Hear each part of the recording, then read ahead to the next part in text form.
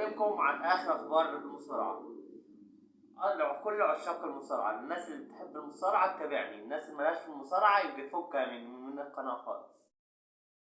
هنتكلم عن الخبر الاول معانا، احتماليه عوده اندرتيكر للحلبات. هل معقوله اندرتيكر يرجع للحلبات؟ ممكن اذا حالته الجسمانيه ساعدت على ذلك. لو ادى الاداء نفس الاداء اللي كان بيأديه زمان، اندرتيكر هيرجع، غير كده اندرتيكر مش هيرجع.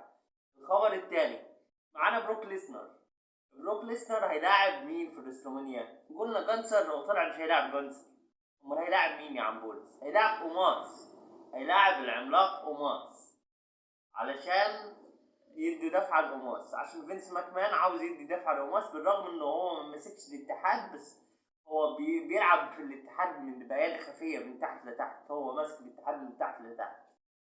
بعد كده الخبر الثالث، المواجهه بين بروك ليسنر، بين جانسر، درو ماكنتاير وتشيموس، هتكون على لقب القارات. بعد كده رومان رينز هيلعب تورنتو ضد كارين كروس، ماتش تحصيل حاصل، ويفضل محتفظ بالالقاب لحد لما يلاعب كودي رودز في المين ايفنت في الريسلمانيا. مين صاحب خطة قصة سامي زين ومع البلاد لاين ومع رومان رينز؟ وقصة سامي زين اللي اتعلقنا بيها وحبيناها، صاحب الفكرة هو فينس ماكمان، وصاحب تدمير الفكرة برضه هو فينس ماكمان.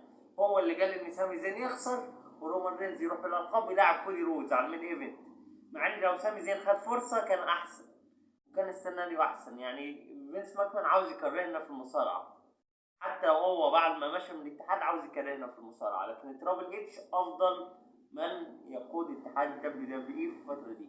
الخبر اللي معانا بعد كده، اخر خبر معانا عشان ما نطولش عليكم، جاك روسو الناقد، او فان روسو او مش عارف مين ده، ناقد رياضي مشهور، ناقد مصارع، بيقول ان كوربر مظلوم، من الناس المظلومين في اتحاد الدبليو دبليو اي.